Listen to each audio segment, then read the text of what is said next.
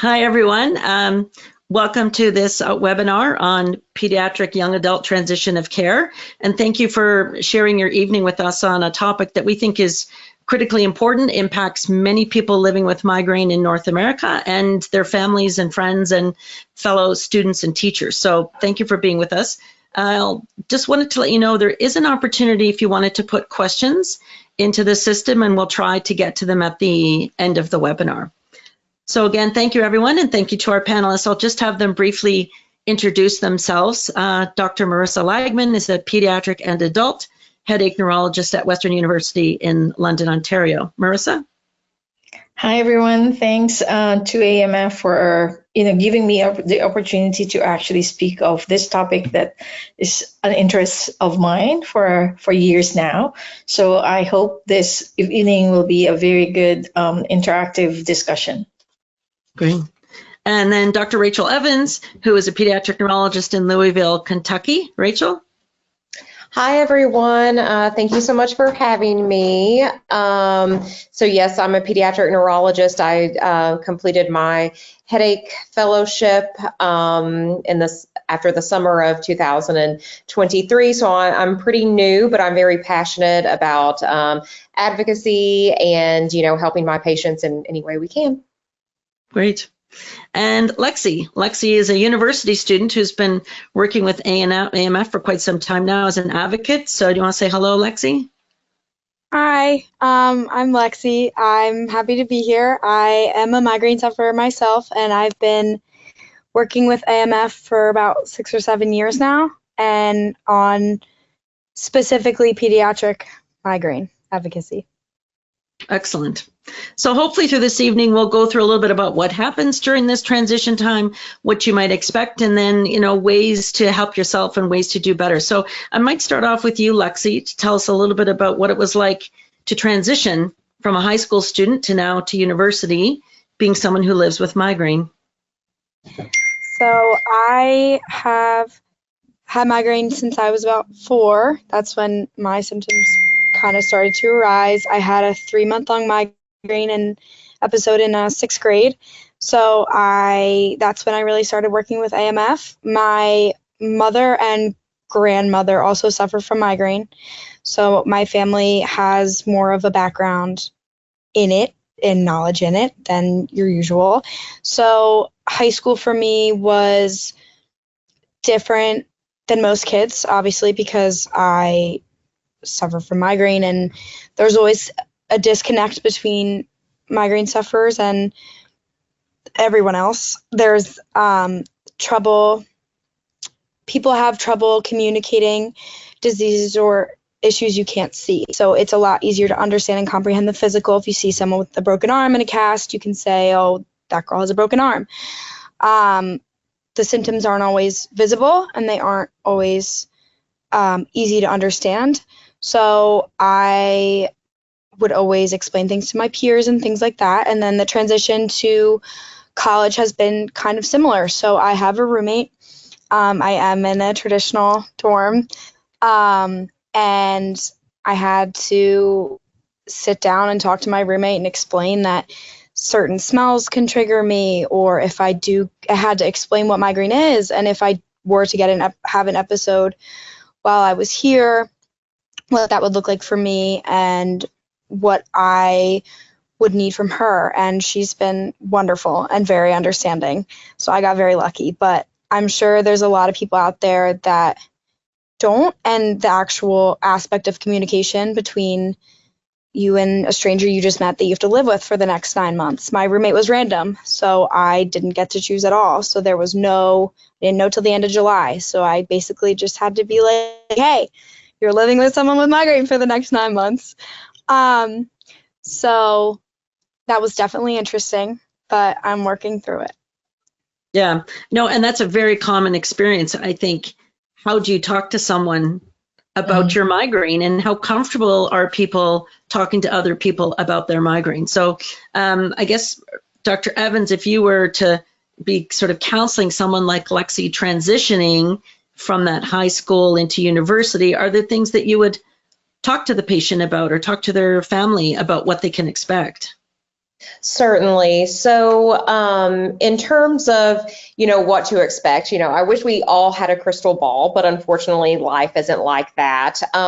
There would be some sort of things that I would certainly want my patient to know. So I would want them to know and understand their diagnosis kind of like the back of their hand, whether they're episodic, whether they're chronic, what their preventative medication is versus what their rescue medication is, and be very comfortable and very aware of all of those things.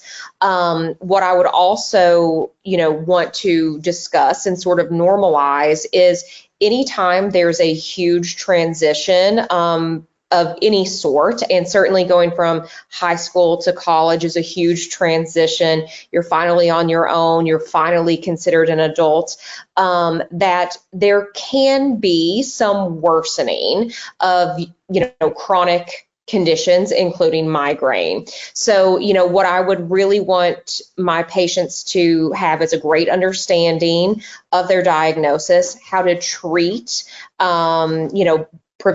preventatively if needed and rescue wise, and then to let them know that it's okay if there is a little bit of worsening during this transition and they're not doing anything wrong. It's nothing we could control, but and it doesn't necessarily mean that everything is going to stay at that level for that long amount of time or for forever, but just knowing that with times of transition can be, hard because, different aspects are changing and it's a lot of it's out of our control. For sure. And that's a good point, to make, is that don't lose hope if things get worse when you transition. Just as we talk to patients about other transitions, this is a big move, change in circumstance, change in location, maybe several hours or a flight away now from your network of support. So getting worse is not something to panic about, for sure. So, and then Dr. Lagman, so I know you've published a couple of things, a transition document through our colleagues with the American Headache Society and some, resources on this. What do you think you would sort of want to say to the patient as they're thinking about this transition, if you had to give them a couple of things to think about, or took some of those documents in your head that have been published on, this is what I think you need to do? Great. So I think Dr. Evans actually pointed out a few things about knowing exactly what your current medications are. So that's number one. And number two, I think you need to also to know about the medicines that you failed in the past, because you don't want your new doctor actually to give you a medicine that did not work, right? As a young child, unfortunately, majority of my patients, they don't even remember the names of their medications. Right? So I think that's one of the reasons why we came up with this headache medicine transfer pocket, wherein that's a document that your pediatric headache neurologist or a pediatric provider can fill up for you. That will make your definitely life very, very easy when you meet your new doctor. Right? So I think that's a document that we published a while ago, but it's actually going to be very helpful for you to advocate for yourself. And that's something that I really want you to learn more of. And I always teach my patients how to do that as early as like maybe 14 or 15. That's when the transition, because we do, as Dr. Lay has mentioned, my practice right now is in London, Ontario, University of Western Ontario. So we've developed like the Office of Transition, and that's actually more of a headache transition program, wherein a transition navigator meets the patient with me. The good advantage of my patients is that because I don't transfer them to another doctor, because I'm also an adult headache neurologist, right? So that's why they call me a hybrid headache neurologist. But if it's not but if the patient is not mine, I meet them before they actually turn 18 in their comfort zone in the common clinic. And then I actually, there's a transition navigator to train them how to prepare for them. So that means you have to remember your medications. You have to remember all your medical history, right? So, and you have to be prepared for that because they're training you as an adult, right? So we are actually, and transitioning your parents, sometimes we wean you off from your parents as well. And that means you have to take care of remembering your medications, how to take your medications, remembering when to refill your prescription, because sometimes you forget, like, right, Lexi? You forget that you're running out, and then you're on the last pill, you don't have your medication yet. So I think that's something that our transition navigator will actually help you, but at the same time, as doctors, we prepare you for that as well, right? Yeah. So, and the big thing is more of the insurance, like the coverage for your medication. I always make it positive for them, that I tell them now all the medications that are newer medications for migraine will be open up for you. Like we don't have to explain to you that, oh, we're using this because it's an off-label treatment. But now you're going to have access to all of those, and your insurance will not disapprove them once we apply for them. Yeah, and that's a huge bonus to have that now, this new toolbox available to manage. So it's an interesting point. So Lexi, did you think about meeting the campus doctor, or have you had to meet them yet, or do you have a sense in your head what you're going to bring to that first meeting with the campus doctor, or whoever your doctor will be there? Yes, so I'm still in the process of interviewing. So I did turn 18 in January, so I am currently in the transition period from pediatrics to adult doctors. So having to find someone that can work with me, because I do go to school in a different state than where I live in the summer and for break and things, that has been challenging, finding someone that can work with me in those circumstances. I have spoken to the on-campus staff. They're wonderful. That was a huge factor for me in choosing which college I wanted to go to, because I needed accommodations that other schools probably wouldn't be able to give me. So that was a huge part of my college choosing process. And so far they've been lovely over here. I've been able to, they provide me accommodations, so the bus will go to the CVS so I can pick up my prescriptions. I know there's a lot of other kids that have prescriptions and things they just need at the CVS, so I could do that. I could get it delivered here. Those are all things that I had to ask about when I was touring schools and when I was just school shopping. So it was definitely. Yeah, it's a lot to think about. The average student's picking a school based on the program or the city they want to live in, or maybe where some friends are going. But for people and our patients who live with migraine, and for their families, their parents, it's incredibly stressful to think about, a child, young adult that you've been able to look after and feed them and make sure they're hydrated and keep food in the house and make meals for them, that now, they're off to this place where, they're on a meal plan and they go there and there's nothing there they really like, and they end up skipping a meal, or they eat something with additives or MSG and trigger a migraine. So it's incredibly stressful. So I think that's a key point that you made. As much as anyone can, start early and think about the things you want from that school. I'm a firm believer in that, people living with migraine, we shouldn't have to compromise what we want to do in life. And I think new medications and the rising level of advocacy that's come into play, destigmatizing this neurologic brain disease, is helping, so people understand more. But at the same time, you do have to advocate for yourself and think about these things. So one of the things I'll ask the clinicians about then, because we do this all the time, is how frustrated do you get, perhaps I'll start with you, Dr. Evans, with these accommodation letters? They ask, how many pounds can you lift and how many hours could they stand in line? It's insane, but we have to do it in order to get the accommodation. So any frustrations you found there, anything you found helpful? Do you send in an extra letter that actually explains migraine? So, I'm very of the mindset, knowledge is key. That surprisingly, you will still, or I still encounter people that have the way wrong idea about migraine attacks and chronic migraineurs and that sort of thing. So sometimes a little bit of re-education is needed. So, you know, what I have found, and now I do this more so for even the transition from, you know, middle school to high school, or just, you know, a change in school in general.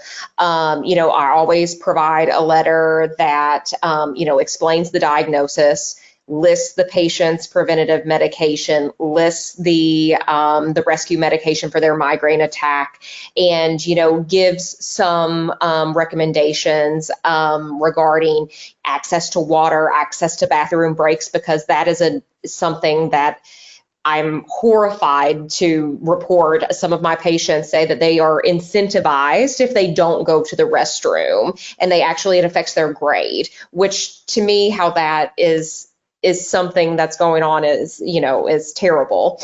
But so it's kind of, I haven't, you know, determined, and maybe Dr. Lagman will know better, but I haven't found like the perfect recipe. You know, you can provide the letter that has your standard accommodations, and sometimes the school, you know, each school may need something different, or each school may be appropriate. It can be a little bit of a headache, no pun intended, but it's worth it to advocate for our patients and make sure that they're getting that support, because, you know, sometimes, unfortunately, you may be the only one that is backing them and in, you know, in solidifying this diagnosis, and that this is something that you are dealing with. And, you know, sometimes you need to bring to light how important this is, because just like Lexi put it so eloquently, it's not something you can generally see. And sometimes that's hard for people to comprehend.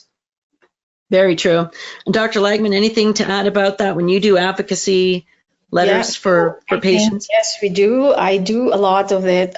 In Canada, we do have that letter that all the pediatric headache neurologists here, and there's only like 4 of us here, not unlike in the US, you have so many there. We did a letter that we can actually use for that.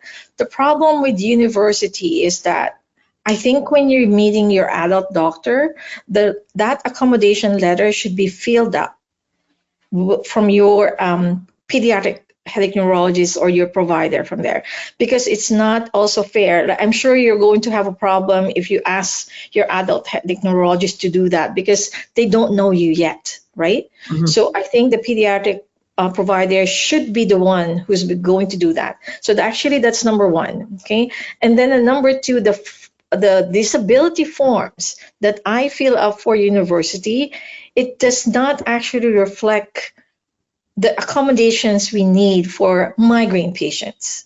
So I end up like doing more of like a whole spiel of migraine is not just a headache. It is also this X, Y, and Z.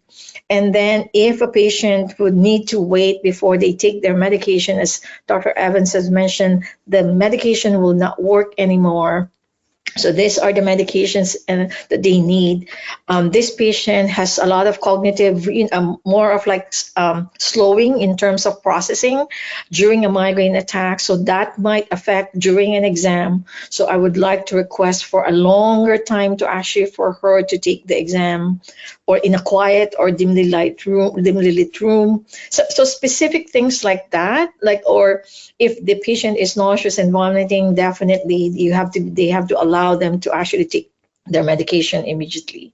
So, and they're quite disabling enough that they might miss school, right? But because it's so hard, it's different in the grade school and even in high school as compared to university.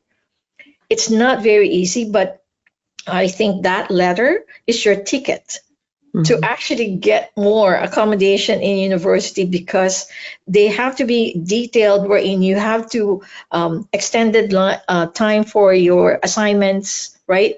Extended time for your exams. So those has to be more of in detail on whatever you need. And then you as the patient actually will need to advocate for yourself with the disability psychologist staff in the university. So, and we needed to arrange for those for a majority of my patients even before I transitioned them to my adult care. And then I also advise the pediatric care provider who's referring the patient to me to do those, as compared to me, and I guide them on how to do that before they transfer the patient to me, because it's the first time I'm meeting them and they're asking me to do this paperwork, which might not be, it's not that I wouldn't do it, but I think because your pediatric care provider is actually the one who knows you best, who followed you the longest, right? That might be actually really more helpful. That's a very good point, more accurate. So, yes, yeah. That's correct. That she is the best, he or she's the best person to advocate for you as well, to make sure that all those, accommodations you need are in that letter. And then, so Lexi, if you were to think about that, are there specific things? Did you take a list in to the disability officer when you were touring schools and say, I need the following accommodations? What did you ask for? So I kind of did it a little bit backwards. So the way I did it was my doctor sent in like a description. What is migraine? This is what she has. This is what she might possibly need. I myself, when looking for schools, my family and I would be like, what's your food? Like even the food, sometimes I go on a migraine diet. Like what's your allergies? Your like what food is on campus constantly, what's like is she always going to have an option? And then there was also the extra time on tests, or what happens if she were to get have a migraine attack in the middle of an exam, can she come back and finish it, or does she have to, like once she leaves she's done?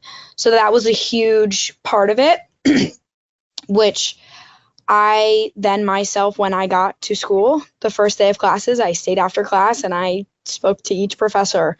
I said, hi, my name's Lexi DiMarino. I do suffer from migraine. I explained a little bit about what it was. And most of them had some sort of idea as to like what I was talking about. And I said, I do have accommodations through the Office of Accessibility. And they can see that. So my Office of Accessibility sends out letters, emails to my professors just to let them know. So I actually have an exam Thursday. So my professor knows that everything's different. So I just stay after class. Like today I stayed after class because it's my last class before my exam. And I just said, hey, do you want me to come in on Thursday? Do you want me to take it somewhere else? And we discussed it from there. So although I did have my provider advocate for me on the other end, which was very helpful, and I have the Office of Accommodation knowing it as well, I also went the extra mile and was like face to face with my professors and just explained the situation. And I think that really helped a lot. Yeah, that's a huge thing. And not everybody can do that, right? Not everybody can do that for themselves, but it's actually critically important, because even if you get some accommodations and then the disability or accommodations group at the university arranges it, if you can actually find those 30 seconds of courage, as they call it, to go up to the professor, introduce yourself, take in your class, I'm excited about it, I wanted you to know that I have migraine. And for some patients, I've sent them off with just a little cue card of a couple of things about migraine, and then they'll say, do you know about migraine? If you don't, here's a little information card on it, and I'll do my very best, but XYZ might happen. And so if they have that and they understand and they've recognized you're a person and you've come and you've talked about it, it makes the biggest difference, I think, for the professor to say, oh, wait a minute, yes, she talked about migraine, I've got to make sure I've got a quiet space, or she's allowed to start 30 minutes early, or whatever it's going to be, to have that there. Not everyone can do that. And so I think people that have migraine need to rely on friends and family and supports. It's challenging though. When you go off to college, you don't really want your mom or dad calling up the professor on your behalf and saying, oh, my child has migraine, because that could backfire too. I think a lot of university, by the time you get to university, and the professors, as they say, they care if you show up to class, but you really have to be pretty independent. So I think that's a key factor. But perhaps if people don't quite have that 30 seconds of courage yet to go to the professor, at least talk to the school campus health department. And then the health department or the accommodations office might be able to help you, navigate that. But it's really good that you do that. I also set up, like, for my patients that they have access to the psychology services. Some of them, they call it Nook counseling or whatever they call it in different universities. So, and those people that when you're under stress, because, and let's face it, university is so hard. So I think they will be stressful, time throughout the years that you're going to do that, right? So, and there's this time we're in, sometimes you don't recognize even that you're under stress, right? So I always connect them to I always advise them, get connected to the psychology services, because they can also advocate for you to your professor. Because unfortunately, not all your professors will actually understand what migraine is, because they will have that stigma still. And sometimes if you give them something to read about it, they think that you're showing them that you know more than them, which they don't take it too well. I'm not saying all of them, but I think we have to be prepared for those ones, right? So yeah. I think your partner will be, again, the Office of Disability, and also anyone in the psychology services who can advocate for you. Yeah, I think those are all really good key points. And the mental health piece is really important to recognize. There are many people we know live with migraine and they have comorbid anxiety or depression, but some people that live with migraine don't have that. But then when they go off to university, like a huge percentage of kids experience some degree of homesickness. Mm-hmm. And just missing home and missing the routine and missing that ability to just, sit down with family or your best friend from high school and chat about things is something that I think you really have to be aware of. And I guess, Dr. Evans, do you have sort of tips for patients around that in terms of preparing them for the transition? Do you specifically talk to them, hey, you're going off to university and these are things that could happen? I guess, yes, knowing that, kind of just setting the stage and setting expectations for, chances are things are going to be very different.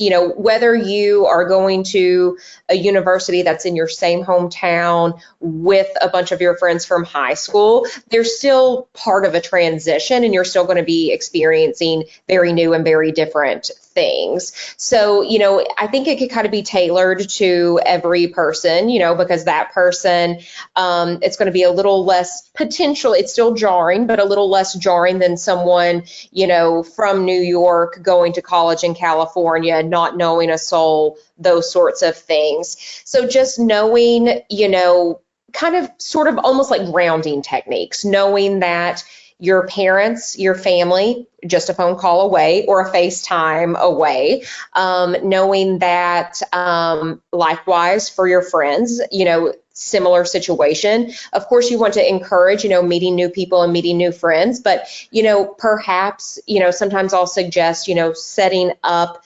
maybe like a monthly meeting with your best friend.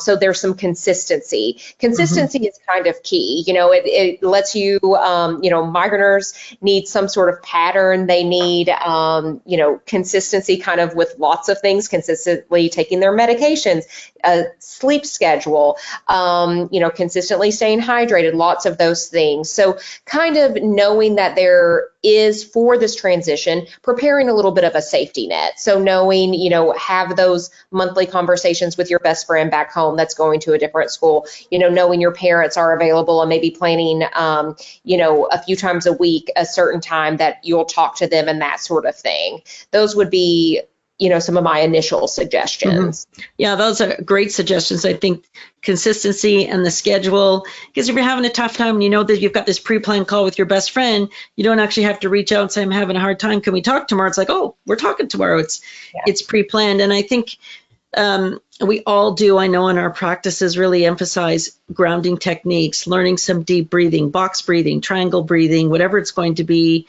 engaging in some apps, because I'm a firm believer, as we all are, and Lexi, you may have experienced it yourself.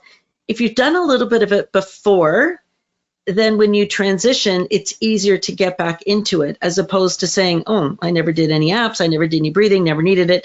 Now you're at university, like, oh my gosh, what's that box breathing thing? How am I supposed to do it? I'm in the middle of an anxiety episode, or I'm in the middle of a very bad migraine attack, and I should be doing something, and I can't. It's not going to work very well in that moment of high stress. But if you've trained your brains and trained, yourself how to breathe, you can quickly get back into it. And there's so many things available. Lexi, have you come across any apps or grounding or breathing techniques that you particularly like that you think maybe people your age might also like?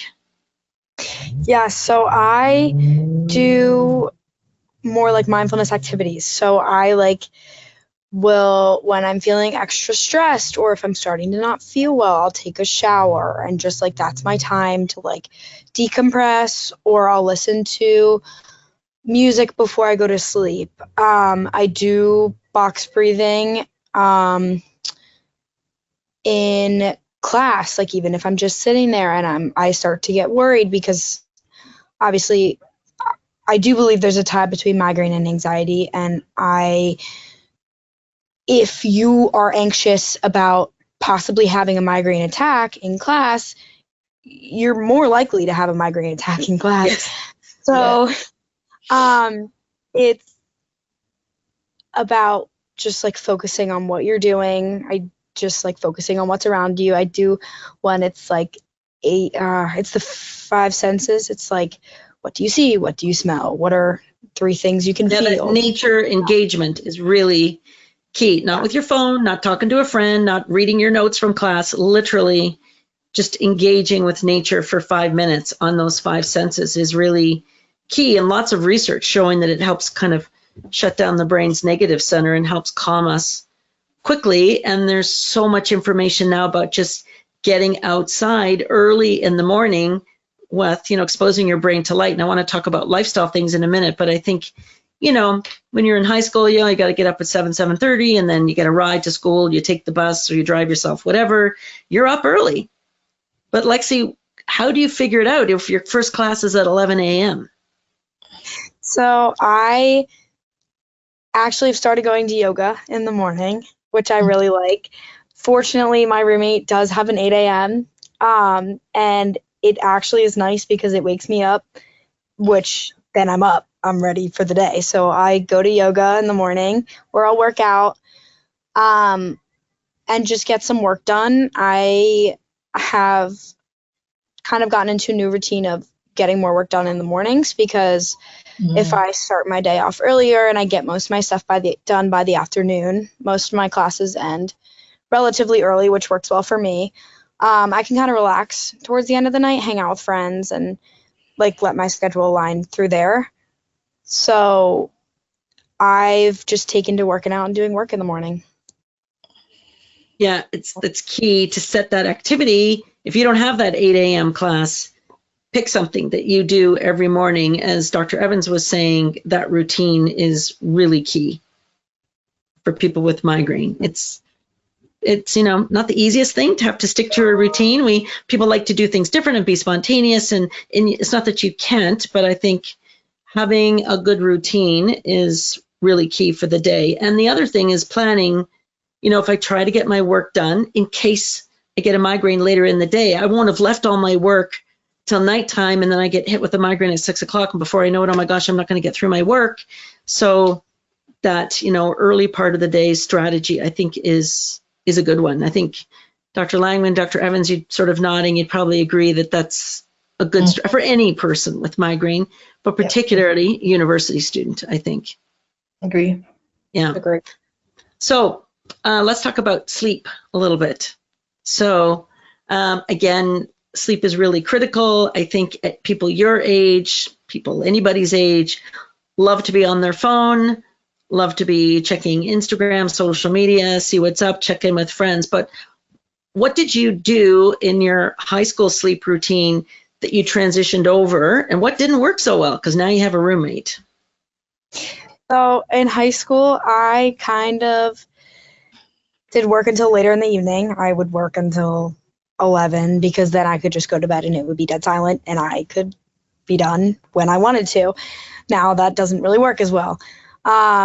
So I kind of plan for it. So on nights where I know I'm going to wake up and do a spin class or a yoga class, I will purposefully shower earlier, get settled earlier, put my work away. I don't really like doing work later at night because it stresses me out, so I just don't do it later at night. I'll put it away. I'll just kind of hang out. I'll watch a show. I'll talk to my roommate, and then I slowly start winding down. I don't just like stop all my work anymore and go to sleep immediately. It just doesn't work. And then on the weekends, I tend to sleep in. I just let myself sleep in because I'm either out later or just hanging out with friends. And then I can recount for that later in the morning. So, Do you find sleeping in is a trigger? I think Dr. Lagman, Dr. Evans, we all have patients who sleeping in on a weekend triggers Sunday or Monday, Tuesday migraine, but it doesn't for you, Lexi, typically? no, me personally, no, but if I do sleep in on Saturday and Sunday and I don't go to bed really early on Sunday night, I notice that it does have a pattern on Monday morning. I just have to be very mindful of when I go to bed on Sunday night. Yeah, and it's true. I think one tip that I talk to a lot of patients about, I'm sure it's the same for the other clinicians, is we can force ourselves to wake up earlier, but we cannot force ourselves to go to sleep earlier. So if your brain gets used to going to bed at midnight or 1 or 2 on a Friday or Saturday, guess what? Sunday, you might try really hard and get into bed at 9:30 or 10, but your brain might be wide awake till 1 or 1:30. So I think just understanding patterns and how sleep impacts you are really important. I think, there's a lot of discussion now in the literature. Maybe get your thoughts, Dr. Lagman, on, the bad night's sleep caused my migraine, or is it that part of the prodrome of a migraine attack is that you don't sleep well? Mm-hmm. Yeah. Do you have sleep tips for your teenage university people?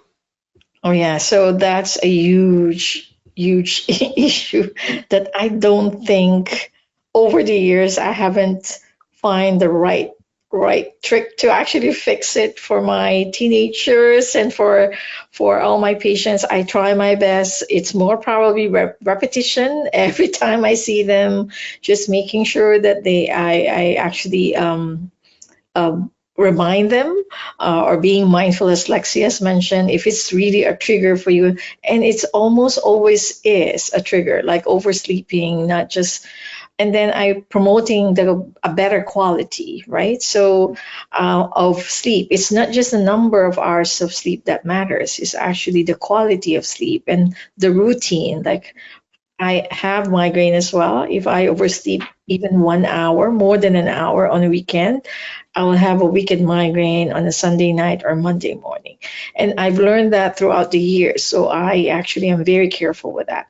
And I think sometimes pointing it out to your patient by looking at their diary that they're always having a headache on Sunday or Monday, then I tell them, what do you do? What do you do with your and the first thing that I check is sleep.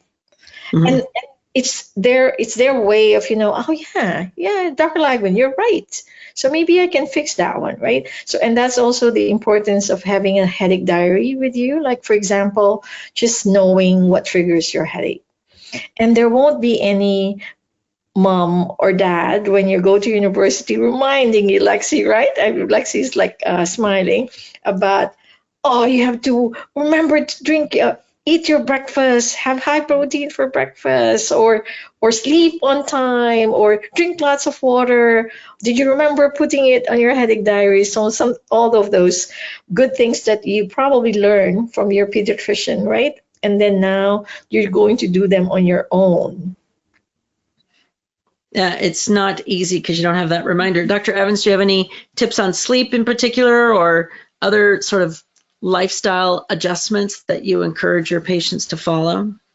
So in terms of sleep, I think you guys kind of hit the nail on the head. Pattern and trying to figure out how sleep affects you, whether it's a lack of sleep or too much sleep, is key. So, I try to counsel, trying to get off of all devices at least an hour before we're ready to go to bed, just because of the blue light and its effect on our melatonin production, deeper in our brain, talking about, trying to have a set routine, getting into bed. If when you're in bed, it's time for sleep, nothing else, trying to avoid eating in bed, some little practices like that. And really just asking, what is sort of the thing? Like, I have had patients that have had their days and nights completely mixed up, and just, trying to get more of a sense, or is sleep an issue at all for you? Do you have any difficulty sleeping, like falling asleep, staying asleep? Is sleep everything you want it to be and more? Do you wake up in the morning feeling refreshed, and those sorts of things? Because, I truly feel that it impacts almost everyone, whether it's a lack of sleep or too much sleep. But sometimes it's not as simple as, connecting the dots like that. If someone say, nope, I'm rested, I feel great, sleep is the best time of my day because I'm not in pain, those sorts of things. In terms of some of the other headache lifestyle, again, repetition every time you see, the patient is asking, how are you doing with all of these things? The last time I saw you, you weren't eating breakfast any day of the week, not let alone no protein for breakfast. You weren't having breakfast at all. You've been fasting all night. Now you skip breakfast, so you're not having a meal until lunch. And, really kind of honing in on those sorts of things and asking, did we make these modifications? Did we work on this? Did we try to do this and then it didn't work out? And tell me, expand on that, why it's not working out for us. Are we nauseated every morning? Those sorts of things. I'm a big advocate of, staying hydrated. It's more to it. You're not going to hydrate your migraines away, but, right. That is a trigger for lots and lots of people as well. And, how important, and trying to give some sort of reference of really what is a good water goal for you to have. And, because sometimes people, they don't have, they didn't go to medical school. They didn't do headache fellowship. They don't know these things. And, just kind of expanding and sharing those things can be really important. Yeah, I think that's key. A couple of things that I'm thinking of. So a lot of people say, I don't like water. I don't want to drink water. I don't remember to drink water. So Right. I usually tell those individuals, particularly university students going off, to get a yellow water bottle. Yellow is the first color that our brain recognizes subconsciously. That's why police tape is yellow. The Post-it note people figured out a yellow sticky will bring your brain's attention. So get a yellow water bottle and carry it with you, because when that yellow water bottle is sitting on your desk, or if you're studying or in the library or whatever, you will subconsciously remember to drink it. And the other thing you can get then is a little Harbinger clip or something like that would hold your pills, and that's clipped to the water bottle. So that if you are somewhere and you get a migraine coming, or you've got the prodrome, for those of you who don't know, prodrome is this buzzword in migraine now. It's like the very early stage of migraine. I'm yawning a lot, and gosh, I really want a cookie. I got to go find a cookie somewhere on campus. Those food cravings you get, which are the beginning of the migraine. So treat as early as you can. And if you've got this yellow water bottle and you got your little pills clipped to it, there's really no excuse for not getting that pill in as early as possible, rather than saying, oh, got a migraine coming on. Oh, it's in my backpack, which is at the back of the class. Do I put my hand up and go and move? Or, we're in the professor's lecturing at the moment and the room is super quiet. Am I going to ruffle through my backpack trying to find it? Always have it front, available, central, ready for you to get at a moment's notice, I think. And that's like one of the tips I always talk to people about, but particularly students, because you're not going to be out with your mom and you're like, oh, I'm getting a headache. She goes, oh, don't worry, Lexi, I have a couple of spare pills in my purse right here for you. Here you go, right? There isn't somebody following you around, managing all these things. You have to manage it now. But I think the planning and the preparation are key. And even if you haven't planned and prepared, doesn't mean you can't make some changes and adapt to that. So part of hydration, then, are you a coffee or tea person, Lexi? I am, but I have to watch how much caffeine intake I have. But I am, yes. So did you find it switched when you went off to university because there are more people to sit down and have coffee with, or there are coffee places on campus? Did you find you had to subconsciously say, oh, I think I've had enough already? No, so I actually found the opposite, which was great for me personally, because I used to get coffee on the way to work, and that was my little thing I would do in the morning, and it was my activity for myself. But now I actually have to walk farther than like the dining hall to get coffee, and I only drink iced coffee. I don't know why I don't like hot coffee, but they only have hot coffee in the dining hall. So I usually I just put lemon in my water, and that's my morning and my breakfast. So you didn't have to make that adjustment, but I think I've been trying to weave some of the questions in as we go here, but one of the questions was this transitioning around lifestyle things. So I think some people you found the opposite. Coffee's far away, I'm going to have water instead, but other people have found it's quite easy to slip into drinking more coffee or choosing so-called junky food in the dining hall rather than the nutritional salad with some grilled chicken or something. It's easier to pick up something quick, or the late night food run because your room is like, I'm starving, let's order something or go get something. So much to think about. And it's like in an instant, you go from being someone who's looked after to someone who has to look after themselves. It's not easy by any means. Yeah. The other thing I was going to mention about sleep too is many kids, when they go off to university, unlike you, will get into the habit of very late night studying. And a thing when you have migraine to really pay close attention to is that melatonin surge that happens in the early evening where you think, oh, I'm really super tired. Oh, but I got so much to do. I'm just going to push through it or get coffee or, get a snack or something. Once you push through that melatonin natural surge, you could be up till 2 a.m. feeling like you're full of energy and then you don't sleep well. So that's important to pay attention to that, but also dim lighting. If you are going to work late at night, try not to be somewhere where there's all kinds of bright lights. Try to keep it to like a task lamp that you're working at a desk rather than a big bright hall. Because I think the other clinicians, I don't know whether you found this, but when there's lots of bright lights in the evening, it makes it harder for people to fall asleep. And then you're tossing and turning. Yeah. Did you struggle sleeping at college or, figuring out how to sleep in this different bed or different environment? Oh, I have a roommate now. How am I supposed to sleep? I did. The first couple of nights were weird because it's like literally a stranger that I've never met before is sleeping next to me.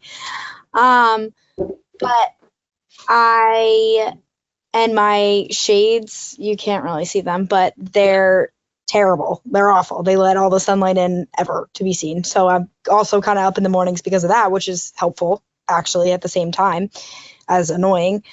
But yeah, I mean, it's a small little twin XL. It's comfy now, but before it was like going from my full bed at home, and now I'm in this small little bed with like all these new random stupid things. Like my blanket from home I didn't bring, which is fine now, but at the time I was like, wow, that's a really small thing that you wouldn't think of that would help you with sleep. It's just a bunch of little things that eventually I kind of got used to, but it did take a little bit of time. Yeah. And that preparation, as Dr. Evans was saying, and I'm sure Dr. Lagman does the same thing, just planning, you don't start thinking about preparing for college in August. It's really 6 months ahead of time. Once you've picked your school, then planning what you're going to do. Because if you can bring those comforts of home and help to get into a good sleep routine, you're going to do better. I don't think anybody sleeps well when they have like a stranger roommate for the first time. It's just, even I remember when I went to university, I ended up in a room by myself and it was like, oh, this is so quiet. There's no noise. And like, this is weird. So everything is a transition. But just in the final few minutes here, I also wanted to mention, and I think hopefully you found this at your school, Lexi, but most universities have a plethora of resources. Homesick classes, health classes to talk to a counselor, or they have free drop-in centers where you can drop in, or they have, a course you can take on yoga or whatever it is. And I think many people forget about that and they sometimes sit in their room and feel kind of lonely and quiet and don't get out. But the key is to get out. Does your university have a lot of those type programs or?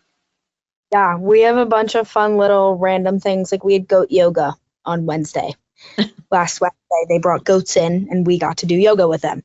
So I found that the first 2 weeks, really, I just stayed out of my dorm. I wouldn't let myself go in my dorm. Like if I wanted to hang out, I would go to the library or I would go to the cafeteria. I wouldn't ever really hang out in my room because that's when I started to get homesick and anxious. And miss my family. I want to call my mom. So it was just like pushing myself to stay out of the dorm, which really, really, really helped me. I did the goat yoga. I did workout classes. I had our school structured first year experience. So we had groups of other first years that we went around with for the whole first weekend. So we were literally, all of our time was structured so that we weren't in our dorms, which was really helpful. So just getting out was huge for me. Man, I have one student who actually went to the health center and said, can I put a little sign up, got migraine, send me an email. And she created this little support group because there are lots of people at university with migraine, right? Some of them may be hardly ever bothered by it. Some of them may be more like you, who it's really been having a big impact in their life. But, having support of that kind of, someone who understands you well can also be quite helpful. So actually, lots of things. Yes, Dr. Lagman. So I think one other tip that I usually, it's not going to be very easy, Lexi, I also always tell that to my patient, is time management, right? And even us, we're still learning that. So, but you need to, I think for all my migraine patients, as you pointed out, the structure. I'm not sure, like migraine patients are so, like they like routine. Our brain likes routine. Our brain likes more structured things, right? Because it will help you, right? So in terms of your exams, blah, blah, blah, and all those things, right? So because the problem is you don't want to cram for your exam because you're going to lack sleep and you will need more caffeine to keep you awake to finish what you need to study. Because that's the problem that my patients will tell me. I said, Dr. Lagman, how can I sleep? I have so much to study, blah, blah, blah, blah, blah. So I have to tell them, well, your brain will not function if you can't give it a break. So you have to study an hour, whatever that is, rest for 5 minutes because you have to reboot it. Your brain is like a computer. You have to reboot it so it will work much faster. And I always tell them that if you actually read something, I said, sometimes if your brain is not functioning well, you can read that for an hour, you can't understand a single word. But if your brain is good, you can read that in less than 5 minutes and you can remember everything. The retention. Yes, very true. and you have to recognize that. I said you have to recognize if your brain is not functioning well, that means you really have to rest it, right? And it's not going to be a waste of time. That 5 minutes is not a waste of time.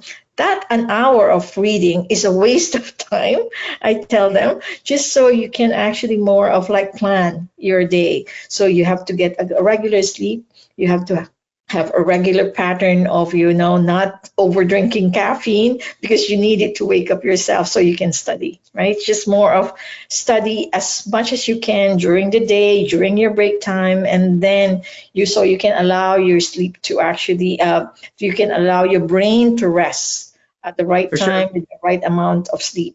Right. I know it's hard to do because we also, like I'm sure Dr. Evans, Dr. Lay's having problem, but I think I tell them you can actually learn that over time, but try your best to manage your time, make sure that you have your schedule done just so you can see what's in store. Like you have to do XYZ first before you sleep, right? Like just to make, and don't make your goals too big, because that will actually make you more frustrated because you won't be able to finish it. And then you manage it. Yeah. beat yourself, you get frustrated, and then now you get worried, and now you're having a migraine attack, right? Like, well, someone has a question for Dr. Evans about that. You mentioned some people are completely flipped. So we're down to the last 4 minutes here.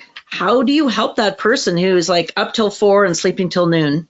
Right. So it's a challenge. And let me preface this with I'm not a sleep medicine, trained physician, but of course we encounter this quite a bit. So, if it is something that you try a few techniques, which I'll talk to you about, what I've suggested in the past and what I've, when I've had the opportunity to rotate in fellowship with sleep medicine doctors, these were some of the initial suggestions. It's not, there's kind of two ways to do it. So one suggestion, which would not be very, very comfortable, would be to stay up and not let yourself sleep during that day. So if you have your days and nights mixed up and you're going to sleep generally around 4 a.m., 6 a.m., something like that, one option would be to stay up until the evening. It will be a very hard day. And, you know, you shouldn't try to stay up with caffeine or anything like that, you know, is going to potentially trigger something, or, but trying to stay up to where you are exhausted at nighttime, that can help you kind of fall asleep. Oh, sorry, go ahead. Sorry, you go ahead, because I have another suggestion in terms of. Yeah. So, There's also another alternative that's a little easier, well, hopefully easier, better tolerated, which can take several days. But each time, so say you were going to sleep normally around 4 a.m., trying to have a goal, because, you know, these aren't, no pun intended, overnight fixes generally, but trying to move that early, about 30 minutes every night. So if you have been consistently going to sleep at 4 a.m., try to set a goal to really be able to go to sleep by 3:30. The next day, then 3 a.m. if you kind of see the pattern, and kind of do it gradually like that. That is the, you know, a slower, more gentle way of doing it. But I have heard, you know, like I said, I'm no sleep medicine doctor, but I've heard both of those suggested as ways to kind of like gently ease into that. One other thing that's generally discouraged is frequent napping. You know, frequent napping, certainly if you have a migraine attack and you have to lay down for a little bit, that's kind of, you know, an exclusion. But if you every single day come home from school and you take a nap, then it makes it that much harder for you to go to sleep at night, which can lead to these kind of downstream, you know, downstream effects and that sort of thing. Dr. Lagman, do you have any other sleep tips? no, I think you got everything correct. Like more of like, those are the things that I want to do. I warn them, if they choose the first option, they might, I will tell them, you might hate me the next time you see me, because your sleep will be like horrible for a week, but you have to trust us that it's going to be better. That's the It's worth it. It's worth it, right? So because when you also nap, your brain already senses that you already slept.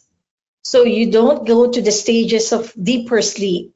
So you feel that you slept at all, even if you actually slept for 12 hours.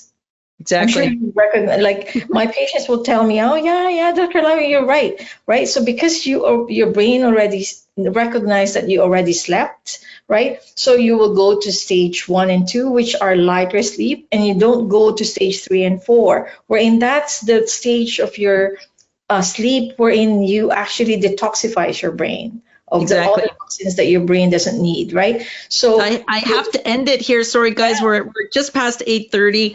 Thank you very much. Lexi, one tip you want to give university students. What do you think helped you the most?